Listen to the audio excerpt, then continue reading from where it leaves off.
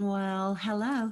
It is Sarah Jane coming to you with your celebration Friday on how to keep your magical shite together, no matter what chaotic nodes or shakeup you may be experiencing in today's world and the end of another week. We're heading into the Taurian energy mid-May and closer to my birthday, where I sometimes tend to get quite philosophical and a little broody and really quite somber, actually, because I have come through another year intact and more deeply connected to my true nature because of you showing up in my life and because of the work that we're doing together to really come into a space of true belonging. So before I carry on, I want to just preface today's conversation by saying something that it's probably one of the number one issues that I keep hearing people talk about and ask me about. And one of the problems most of my beautiful, sensitive, kind, intuitive, powerful love warrior clients are facing. And frankly, something that I almost daily struggle with. And that is, how do you keep your shit together as a graceful warrior of light and love in a world that seems to be so fucked up, and a space where there is so much drama and trauma going on around us? And for me, it's a daily decision not to go too low, because sometimes I terrify myself and thinking I don't know if I'll ever come up for a breath. But my purpose in this vlog or soundbite is really to invite you to aim your energetic bow a little higher in releasing only arrows of beauty and light and possibility into what can seem most days like a total sea of darkness and down the rabbit hole of floating away in the abyss. Except it isn't a decision, really, is it? What choice do you and I have if you come into this life to make this world a better place? And we all signed up with this. We all chose our parents, regardless of the horrors or the wrongness of what so much of that may look like. And you've heard me speak about in healing the mother-father wound over the last couple of days. But truly, take a moment to just look at what it would take. What is it costing you to not embody compassion as a commitment, as a space where you actually say enough is enough? That requires you to be disciplined and to use these Taurian energies to root in and till your soil with all the crap that you no longer need to fertilize your soil and tend to your internal garden. Because as I enter into another 365 days around the sun, which is truly miraculous, and I thank God, universe, divine, every day that I'm still here. And also as I get older, I passed the 50-year mark. But I realize that the world is full of hurt people hurting other people and animals and plants and the earth in ways that are some days inexplicably horrendous and hard to hold. But just because you are in pain too doesn't mean you get to be a pain in the ass, okay? when trauma happens, and I've spoken about this place of committing to grow your child parts up as the secure, loving, nurturing adult that you maybe didn't have in your life. But you have a choice to make. You either use the trauma, as we say in South African, to feel a new approach or invitation to living into your legacy, where you reorientate yourself toward healing and happiness, or you choose to submit to the trauma and use it as an excuse to sling your sorrows outward and be the victim that is indebted to others. And you project hurt and harm even the ones you love. You destroy the very thing that you want, which is a space of true belonging. And that true belonging can only happen from a space of belonging to yourself first, warts and all. So, what is it that you might be doing right now to make yourself feel better for a few minutes that is a temporary Band-Aid and is exhausting you and robbing you of the life you know you want, because you're feeling like you're too exhausted to actually do the deep down work? So just know, it's never okay to willfully hurt yourself or another human or animal being, no matter how justified you feel. That pain bug has to stop with you, sweet one. No more projecting, no more assumptions, no more flinging your crap around onto the world. You're too grown up and magical for that. So stop pretending you're not. And then, of course, the question is, how then do you interact and engage lovingly with compassion, with that space of intentional listening in a world that often mirrors back to you just the opposite? So in today's love soundbite, I want to give you my 5 strategies. Another 5. I have a big, deep, beautiful toolbox. But another 5 invitations, call it that. It sounds a lot more welcoming. To find peace and calm in a world that may be looking insane.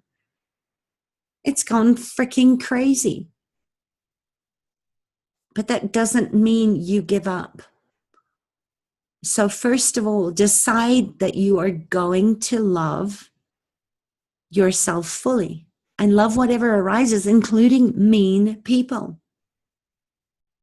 People are human, and you can either resent them for that or love them in spite of it. Remember, hurt people hurt other people and animals and innocents. So when you see expressions of trauma, which in real muggle terms looks like mean people wounding others, tearing them down, critiquing them without cause, or judging others they don't know. And believe me, I have been in that place and simmered and stewed and hurt and broken wide open time and time again. And one thing I know that is true is that when you open your heart in spite of that and hold that wounded soul in a place of recognizing the hurt, wounded soul in you, when you remember that that's somebody's child and that they need love, that they need to return to trust, not more judgment in return, to heal. When you feel that, you open a portal and a doorway of possibility for them to see that something else is possible. So my question is, can you be the one who will love them anyway? Remember that many people have not had a source of unconditional love, maybe ever. Maybe their parents were unavailable or avoidant or cold. Maybe you were the parentified child. Or maybe your parents died and left you at a very young age. Maybe your husband or wife or partner doesn't hold or kiss or touch you anymore. because they're hurting and they don't know how to ask for the very thing they're hungry for, which is that place where they're starving inside for human affection and true belonging. And I'm not excusing poor behavior, but I am explaining it, I hope, as clearly as I can, because the more you know, the more you understand and the less you react. So make your life into a sanctuary, an oasis of possibility. Be that grown up, nurturing, kind mother, father energy that perhaps you've never had in your life. And in turn, be that for others. Be a space to breathe. Just be, expand, and become. Ask for help. Decide, choose that people in your life will be offered the same freedom, the space, the love that they need to become their fullest self. And that if they project onto you their assumptions, their hurt, that they cannot return the love in some way, that you will continue to be that light beacon, that lighthouse that is firmly contained in a space of love and compassion because you've been there. Don't let anything dim your light, and let no one dissuade or persuade you or make you go into doubt that you are not changing something just by being that beacon of love and light that you're projecting out. Let it shine. Let your soul and your heart shine for the world to see, and teach love by example. Because how you live your life matters. Your children are watching you and learning by example. Actions speak louder than words. How many times have we all heard that? And in true transparency, this last week, I have not loved myself very much. Looking at my daughter, who is in between being a girl and a woman, who is not loving herself very much right now. And even if there are people that you don't know personally, still live your life as the potential that you want to see in the world. Ask yourself, are your words and actions resonant with your values and your integrity and your authenticity and the mission that you came here to contribute to better? Because all there is love. And if you're not, that's okay. Use that awareness as an opportunity to get more deeply connected to your heart, to your soul, to your mission and your vision and your purpose. And know that sometimes, because you're human, you won't want to embody love. You'll be pissed off and hungry and sad and confused and angry, or just plain dead tired. Excuse me. So can you love yourself enough in those moments to have compassion for yourself and tread lightly? Hold yourself as you would a baby in distress and love whatever arises. As the Buddhists say, if your compassion does not include yourself, it's incomplete. Every time you divert, however, consciously return to love, return to love, return to love, and get honest with yourself on every level, because truth heals and lies destroy. And time, my friend, my dear, beloved, beautiful friend, time does not heal, it conceals. So if you cannot be honest with yourself, who can you be honest with? Who can you trust if you don't trust yourself implicitly? I always say no one is more critical of me than me. I'm so hard on myself, but I am honest too. And I also love myself when I see myself growing and evolving and becoming a person I'm proud to be, when I am sovereign to my own humanity, my human kindness in action. And I've spent years and years in practice, in the training of honing my relationship with myself and my own inner truth. And it's not always fun. In fact, it has me kicking and screaming most of the time. But on every single level, my life is aligned as best it can in that moment. It's not perfect, but nothing is inconsistent. My thoughts, my actions, my relationships, my experiences, my words, my work, my body, my emotions, my energy, I am spelling it in vibrational alchemy in accord with the fullness of my soul. And I want to do right by my soul. And I hope you can say the same. Get real with yourself. It's never too late. Your transformation really does begin the moment you get tired of your own bullshit and say enough is enough. And get support. You can't see it when you're in it. And I am forever grateful to the people that have helped me along the way in becoming a better version of myself, and the ones that are in the training with me right now, and the ones that are to come, including my daughter, who is my greatest growth partner. So just ask yourself in every moment, what would love do here? And when someone yells at you in traffic, what will love do here? What would love say when your child gets bullied by the child of someone you know? What would love say there? And in every moment, love can be invited into the space. Judgment cannot exist from a space of love.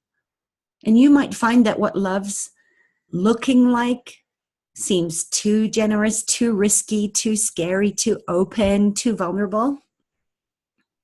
I'll say this to you. Who cares? Is there anything that you can really be in a space of being too much love or too much kindness? Can you really kill people with kindness? Of course not. Can you really be too forgiving? I don't think so.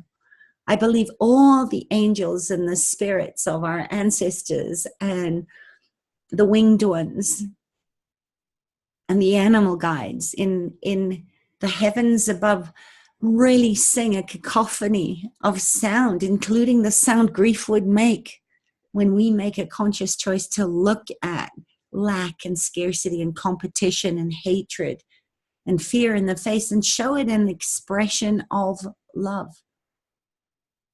Doing so makes you a powerhouse warrior goddess, my queen, in any way, shape, or form. And I thank you for continuing to focus on that. I hope you can hear me cheering you on when you do something as brave as speaking love into a very dark, lonely space. I hope you hear that inner voice of love when you stand up for someone else or something else and anchor your truth, because that makes me really, really happy. Because I see you're doing the work that is not easy. If it was, everybody would doing it, and we wouldn't be living in a world that we're killing, where we're dying to matter,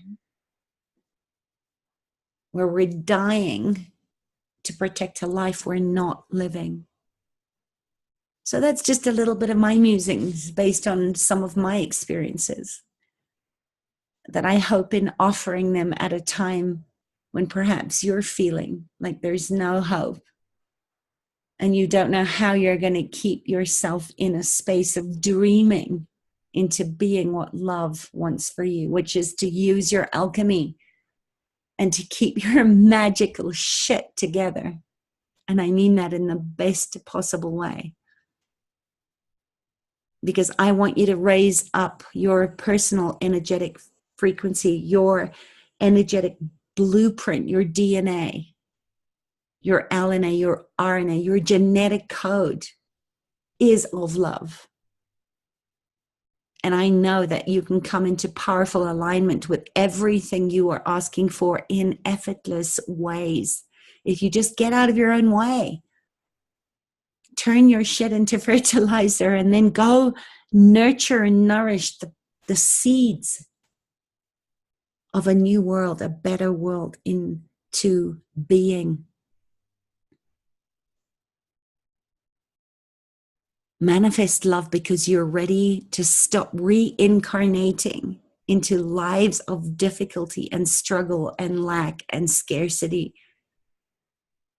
Dream it into being because you're ready now to ascend to a new level of conscious awareness, a remembering, and a literal garden of pleasure that's always been there. Just as your guides and your spirits and your ancestral helping spirits have always been there for you. They are waiting patiently for you to ask so that they can say, aho, and so it is. And I absolutely love and encourage all the magical feedback. My loves. Because without you, I wouldn't continue to show up when some days I don't want to.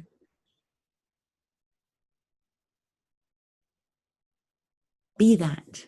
Ask yourself from the most loving place. And sometimes you might have to dig really, really deep, but ask yourself right now, when the world looks like it has gone insane, when you hear of the insanities and the wrongs and the injustices that are happening in every second of every day, ask yourself, what would love do? And then go there. I love you.